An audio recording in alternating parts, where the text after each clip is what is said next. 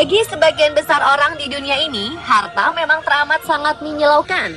Bahkan terkadang begitu memprihatinkan karena banyak tali silaturahmi yang putus karena harta. Banyak orang saling membunuh dengan sesama saudaranya karena harta. Bahkan banyak pula keluarga terpecah belah karena harta, terutama jika memperebutkan harta warisan. Apalagi di zaman sekarang ini, banyak yang memperebutkan warisan hingga menghalalkan segala cara demi mendapatkannya. Dan berikut, On The Spot telah merangkumnya ke dalam tindakan gila karena warisan.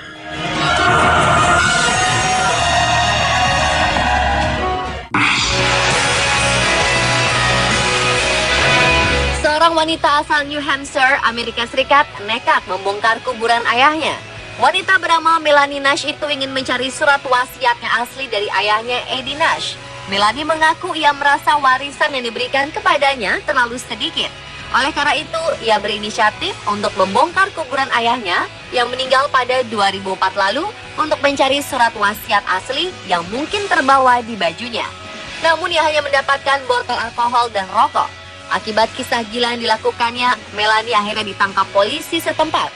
Ia pun mendapat hukuman kurungan penjara selama 1,5 tahun. Melanie sendiri mengaku membongkar kuburan ayahnya dengan hormat, sehingga menurutnya Eddie Nash pasti menyetujui tindakannya. Sebelumnya Melanie pernah mencoba membuka lemari besi milik ayahnya untuk mencari surat wasiat itu.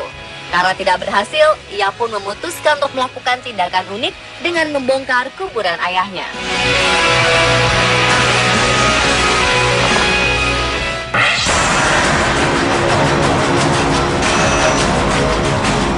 Amar dan Kundan Singh Pundir adalah saudara kandung. Amar bekerja sebagai pemecah batu, sedangkan Kundan kakaknya menggarap lahan pertanian sempit warisan orang tua mereka di Himachal Pradesh, India.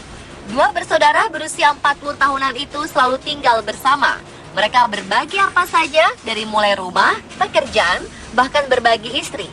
Dan memang sudah menjadi tradisi di desa tempat mereka tinggal tersebut bahwa hal serupa juga terjadi pada keluarga lainnya. Hal seperti itu disebut dengan fraternal polyandry, yakni kakak beradik dari satu keluarga menikah dengan perempuan yang sama. Biasanya pernikahan seperti ini bermotif tradisi dan ekonomi. Bagi kebanyakan orang, cara seperti ini memang unik, bahkan bisa dibilang gila. Namun tidak bagi 200-an orang yang tinggal di desa tersebut. Dan itu pula yang terjadi pada Amar dan Kundan. Desa mereka berada di bibir jurang sebuah bukit setinggi hampir 180 meter. Sebagian besar penduduknya hidup bercocok tanam di lahan sempit. Di wilayah yang keras seperti itu, tak cukup lahan yang bisa diolah atau ditinggali. Jadi daripada mencari istri sendiri-sendiri dan harus berbagi lahan warisan, kakak beradik seperti mereka kemudian menikah dengan perempuan yang sama. Dengan begitu, tanah warisan tidak terbagi-bagi lagi. Si istri, Indira Devi, mengaku hidup dengan dua suami bukan perkara mudah. Sama seperti keluarga lain, mereka juga sering bertengkar. Dari Kundan dan Amar, Indira memiliki 3 orang anak, 2 laki-laki, dan 1 perempuan.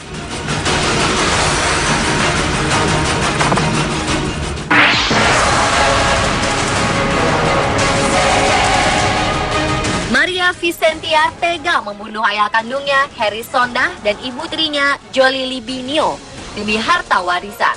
Pembunuhan dilakukan di rumah orang tua Maria di Kampung Panggauban, RT 01, RW 11, Desa Pangauban, Kecamatan Katapang, Kabupaten Bandung. Kapolres Bandung AKBP Jamaluddin mengatakan, Maria membunuh kedua orang tuanya dibantu oleh suaminya, Nicholas Ngationo. Motif pembunuhan diduga terkait harta warisan korban yang diminta paksa oleh tersangka, sehingga membuat pelaku tega membunuh kedua orang tuanya. Polisi pun langsung mencari pelaku pembunuhan. Selang 3 jam setelah melakukan aksinya, Maria pun ditangkap. Namun Nicholas melarikan diri. Dari hasil penelusuran polisi, Maria adalah putri Harry dari istri terdahulu. Maria dan suaminya selama ini tinggal terpisah dengan para korban. Sebelum melakukan pembunuhan, Maria dan suaminya diketahui sempat bersitegang dengan kedua orang tuanya. Warga yang mengetahui adanya keributan di dalam rumah Harry telah berusaha melerai keributan dan akhirnya keributan pun terhenti. Namun setelah perselisihan selesai, warga yang telah pulang merasa curiga karena mendengar suara jeritan. Lalu sekitar pukul 3 waktu Indonesia Barat ditemukan kedua korban telah meninggal.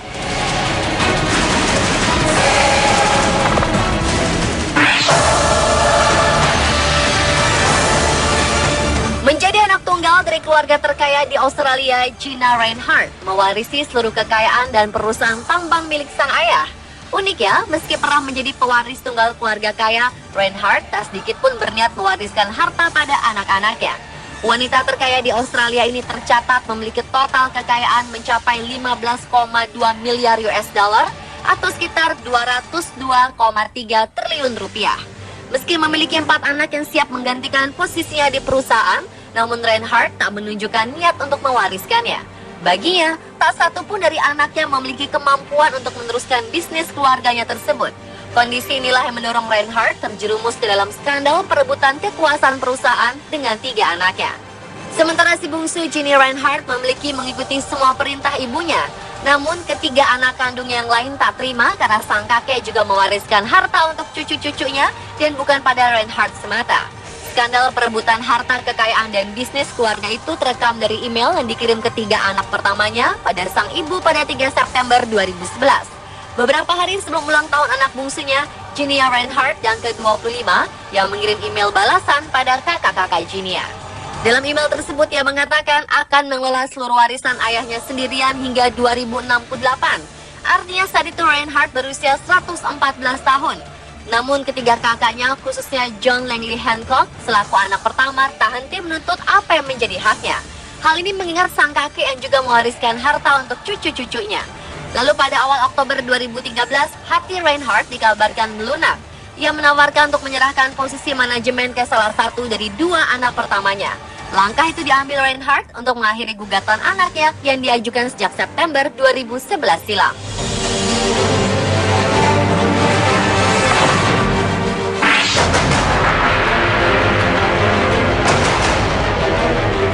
Seorang ibu bernama Titin Soehartini hanya bisa pasrah saat anak dan mantan suaminya sendiri menggugat dirinya. Tak pernah terbersit sedikit pun di pikirannya bahwa orang-orang terdekatnya sendiri yang menjerumuskannya ke penjara. Dan itu semua karena masalah perebutan rumah. Tak pelak betapa sedihnya hati Titin karena di persidangan sang anak mewakili sang ayah menggugat dirinya. Merasa tertekan dan stres berat, kesehatan Titin pun menurun. Berat badannya terus menyusut sejak sengketa tanah semakin meruncing pada Oktober 2014 lalu. Ia merasa sangat lelah karena setiap hari selalu saja ada orang yang datang menanyakan rumah. Dan Titin baru tahu jika anaknya sendiri sudah menjual rumah yang ia huni dengan cara online. Sidang perdana telah dilakukan pada tanggal 5 November 2014, sementara awal berkas kasus telah dilimpahkan pada 24 Oktober 2014 lalu. Paul pun menambahkan bahwa sertifikat rumah memang bukan atas nama tergugat atau Titin Soehartini. Dalam gugatan tersebut, Titin terancam hukuman 3 bulan penjara.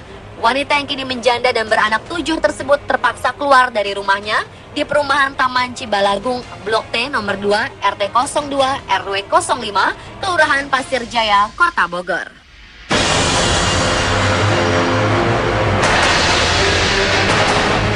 Dan itulah pemirsa tindakan gila karena warisan versi On The Spot.